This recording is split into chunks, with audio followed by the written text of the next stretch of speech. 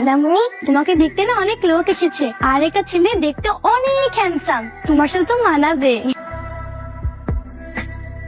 Hello, hello, কে বলছেন? আমি অয়ন। কেমন আছেন আপনি? ভালো, আপনি? আমি ভালো আছি। আমি ভাবছিলাম যে আমরা একটু একজন আরেকজনকে ভালোভাবে জানি, কথা বলি। আপনি অনেক সুন্দর করে কথা বলেন। আপনি এভাবে তাকিয়ে আছেন কেন? আপনাকে আজ বেশ সুন্দর লাগছে। Thank you. আচ্ছা, আপনার পছন্দের রং কি? আমার সব রঙই পছন্দ। আপনার? সাদা।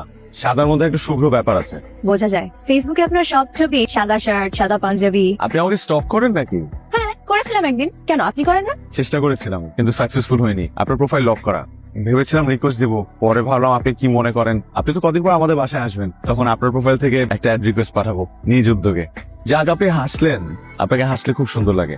আপনি কখনো প্রেম করেননি? আচ্ছা, আপনি কি এটা জানার জন্য আজকে দেখা করতে চেয়েছেন? না না, দেখেন সবারই তো অতীত থাকে, আমি এমনি জিজ্ঞেস করলাম। আমি আসলে এই বিষয়গুলো নিয়ে কথা বলতে চাই না। আপনাকে একটা কথা বলবো? আপনার কাছে অনেক হ্যান্ডসাম লাগছে। আমাকে আপনার পছন্দ হয়েছে? আমার মনে হয় কি, ভালো লাগার বিষয়টা আসলে এক দুদিনে হয় না, সময় দিতে হয়। আসসালামু আলাইকুম। বাবা, অনন্য আসলে একটা সিটি রেখে বাসা থেকে বের হয়ে গেছে, সব জায়গায় খোঁজাখুঁজি করতেছে, আমাদের কারো ফোনও রিসিভ করতেছে না। আমি আপনাকে অনেকবার বলার চেষ্টা করেও একটা কথা কখনো বলতে পারিনি। আমি একজনকে ভালোবাসি, কিন্তু বাসা থেকে ছেলেটাকে মেনে নেয়নি।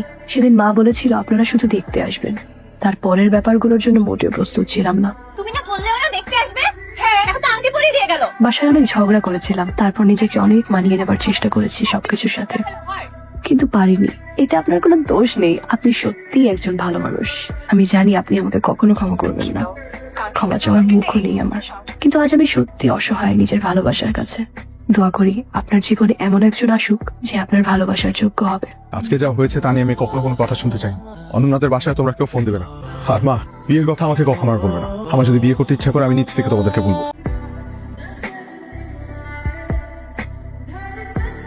এক্সকিউজ মি, এটা আমার সিট। হ্যালো হ্যাঁ, হ্যালো। আসিফ, তুমি ফোন ধরো না কেন? কতবার ফোন দিচ্ছি। খেয়াল করি না, কি হয়েছে বলো না। কি হয়েছে মানে? আমি বাসা থেকে বের হয়ে গেছি। বাসা থেকে বেরিয়ে গেছে মানে? তোমাকে না আমি না করছি? আসিফ, তুমি কি বুঝতেছো না আমার সিচুয়েশন কি? তুমি এখন কোথায়? আমি এখন বাসে উঠলাম, চিটাগাং আসতেছি। তুমি কি পাগল হয়ে গেছো? যে তোমাকে আমি কালকে কি বুঝাইছি? আসিফ, আমার না এইসব কথা শুনতে ইচ্ছা হচ্ছে না। তুমি তোমার বাসার ঠিকানা বলো। তোমার কি মাথা খারাপ হয়ে গেছে? আমি তোমাকে বাসা নিয়ে যাবো? বাসার পরিস্থিতি কিরকম তুমি জানো? তুমি বাস থেকে নেমে আমাকে ফোন দাও। একটা কথা বলি, জি বলেন। আপনারা মেয়েরা এমন কেন? মানে কখনো কি ভেবেছেন যে এই ছেলের সাথে আপনার বিয়ে ঠিক হয়েছে, সেই ছেলেকে মাঝ রাস্তায় ফেলে বিয়ের আগের দিন আপনার বয়ফ্রেন্ডের সাথে পালিয়ে যাওয়াটা কতটা বড় অন্যায় হয়েছে সেই ছেলের সাথে? না, ভাবেননি।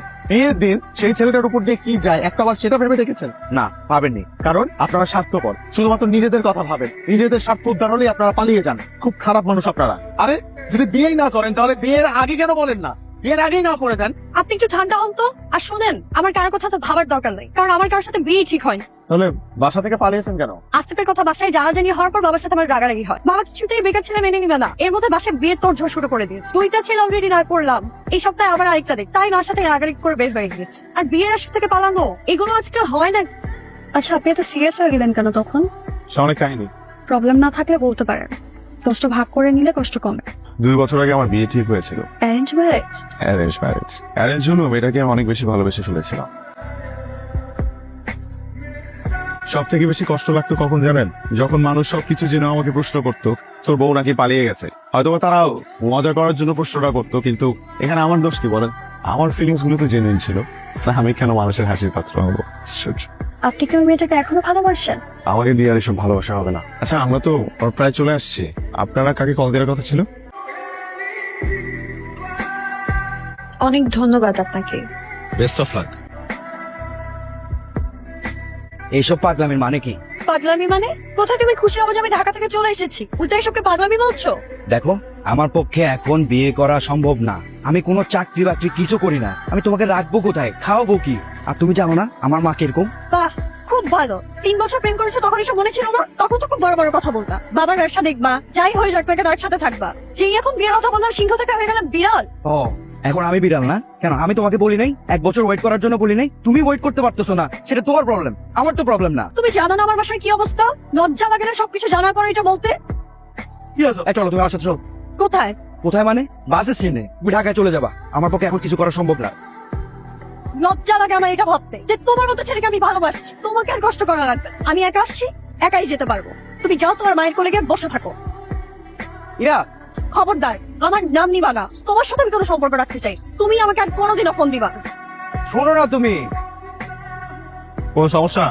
3 বছরের রিলেশন আমাদের, তখন খুব বড় বড় কথা বল, এখন যে বললাম বিয়ের কথা উনি সিংহ থেকে হয়ে গেল বিড়াল। নিশ্চিন্তে আমার জিত হচ্ছে। তোমার প্ল্যান কি? জানি না, আচ্ছা, শীতের দিন গরম চা খান, মাথা ঠান্ডা হবে। 3-4 মাস আগেও সব ঠিক ছিল, যে এবার ভার্সিটি শেষ হলো অমনি ও এমন করা শুরু করলো। চিটাগাঙের ছেলেগুলোই আসলে খারাপ। এক্সকিউজ মি, আপনি আমার গালি দিচ্ছেন কেন? মানে আমিও তো চিটাগংয়ের ছেলে, চিটাগংয়ের ছেলেদেরকে খারাপ বলে আমারও গায়ে লাগে। সরি, আসলে মাথা ঠিক দে। আচ্ছা ও আমার সাথে এটা কেন করলো?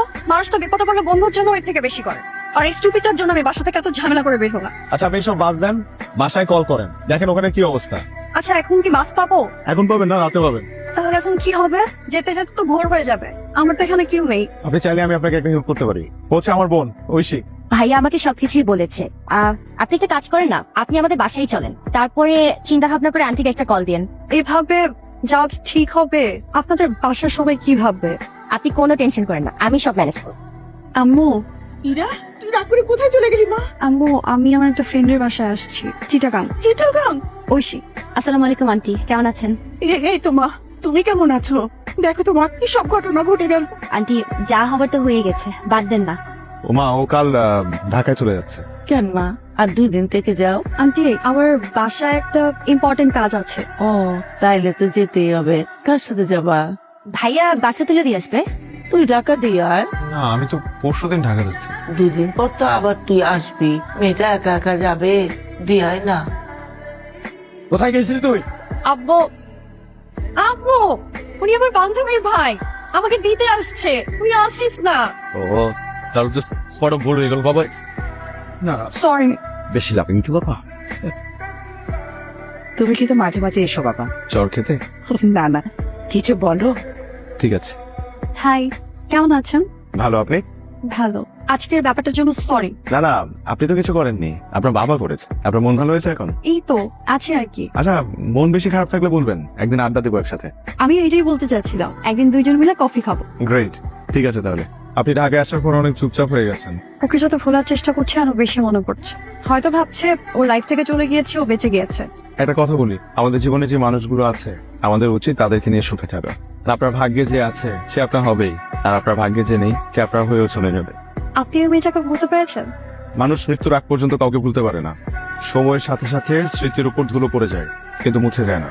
আপনি খুব সুন্দর করে কথা বলেন, আমরা কিন্তু ফ্রেন্ড হতে পারি। আজকে আমাদের বন্ধুত্বের 1 মাস পূর্ণ হলো। আজকে আমি অনেক হ্যাপি। থ্যাংক ইউ বন্ধু, এত সুন্দর একটা জায়গা আমাকে নিয়ে আসার জন্য। ওয়েলকাম।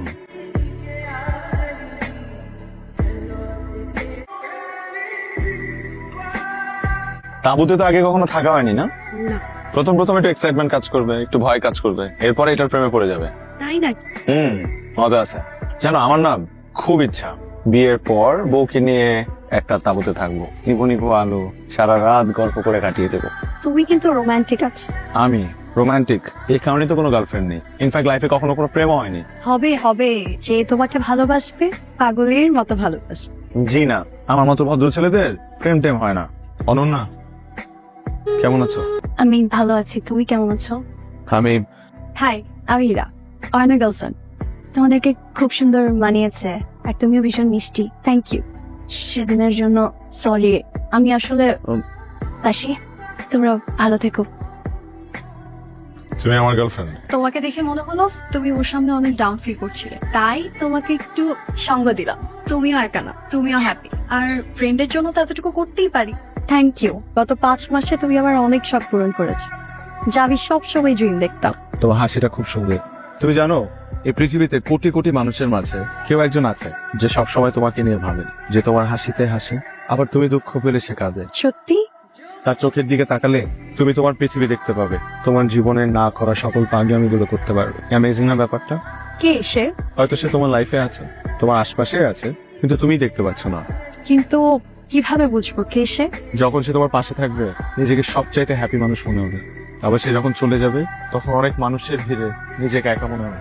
তুমি কিন্তু আমাকে ভাবনায় ফেলে দিলে। তাহলে চলো খুঁজে বের করি।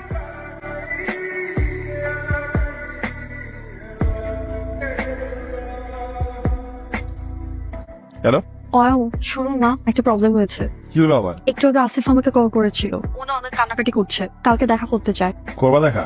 আমি না বুঝতে পারছি না কি করব। করো, দেখো কি বলে। আচ্ছা, আমরা কিন্তু সেম জিনিসটাই করবো। আচ্ছা ঠিক আছে। আমার অনেক বড় ভুল হয়ে গেছে, প্লিজ আমাকে ক্ষমা করে দেবো। আমি আসলে তখন সিচুয়েশনটা বুঝে উঠতে পারিনি, কিন্তু এখন সিনারিওটা চেঞ্জ হয়ে গেছে। আমি একটা জব করতেছি। আসিফ ও হচ্ছে উই আর ফ্রেন্ড। আপনাদেরকে দূর থেকে দেখলাম কথা বলছেন, তাই ভাবলাম এসে একটা হাই দিয়ে যাই। ঠিক আছে, কথা বলেন।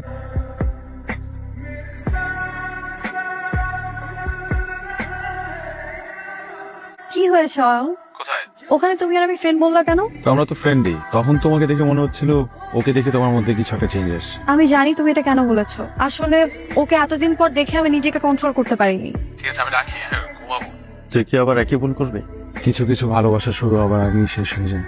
এই অসমাপ্ত ভালোবাসা নিয়ে একটা কবিতা লিখেছি, শুনবি? এভাবে বসে আছো কেন? এভাবেই ঠিক আছে, বলো কি যেন বলবে। অয়ন আমি না বুঝতে পারছি না আমি কি করবো। ও বলছে ও তখন অনেক প্রবলেমে ছিল, জবও হচ্ছিল না। এখন চাকরি হয়েছে, তাহলে তো হলোই। আমি না বুঝতে পারছি না কি করব। আজকে আবার ডিসিশন ওকে জানাবো বললাম। আচ্ছা, জানিয়ে দাও। আমার মনে হয় তোমার সবকিছু ভুলে ওর কাছে ফিরে যাওয়া উচিত। আর আমার এটাও মনে হয় যে আজকের পর থেকে আমাদের কথা বলা বন্ধ করে দেওয়া উচিত। এভাবে কেন বলছো? তুমি কেন আসছো আমার লাইফে? হ্যাঁ, কেন আসছো আমার লাইফে? তুমি তোমার সাথে আমার দেখাই বা কেন হলো?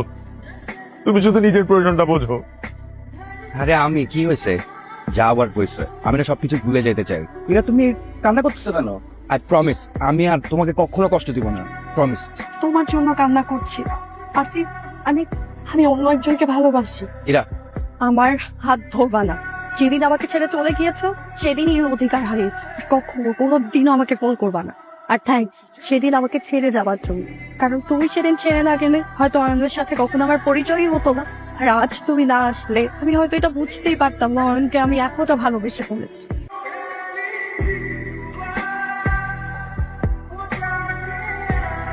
তুমি এখানে? আসিফ কোথায়? চলে গেছে। কেন? আমি আমি চলে যেতে বলেছি। কেন চলে যেতে বলেছ? কারণ কারণ আমার তোমাকে লাগবে। কিন্তু ও নিজে ভুল বুঝতে পেরেছে, একটা ভালো চাকরিও পেয়েছে। তাহলে কিন্তু যে মানুষটা ছেড়ে চলে গেলে নিজেকে শূন্য মনে হয় সে আসিফ। আমার মনে হয় আসিফ তোমার জন্য বেস্ট। আমার বেস্ট কাউকে না, আমার মতো একজনকে প্রয়োজন যে আমাকে বুঝবে, পাশে থাকবে, কখনো ছেড়ে যাবে না। আসিফ তোমাকে অনেক দেশ ঘুরাবে, তোমার সব স্বপ্ন পূরণ করবে। কিন্তু আমি তোমার সাথে ক্যাম্পে যেতে চাই। বিয়ের পর দুজন একই তাঁবুতে থাকবো। তুমি না চাও? তাহলে যেদিন আসিফ ফিরে আসছিল সেদিন ওকে না করে দাওনি কেন? মাঝে মাঝে কাছে থেকেও ভালোবাসার মানুষকে চেনা যায় না। দূরে গেলে তার শূন্যতা অনুভব করা যায়। আমাকে দিয়ে এসব হবে না, তুমি আবারও আমাকে ছেড়ে চলে যাবে। আমি আবারও কষ্ট পাবো। যাবো না, তোমাকেও যেতে দিব না। I love you.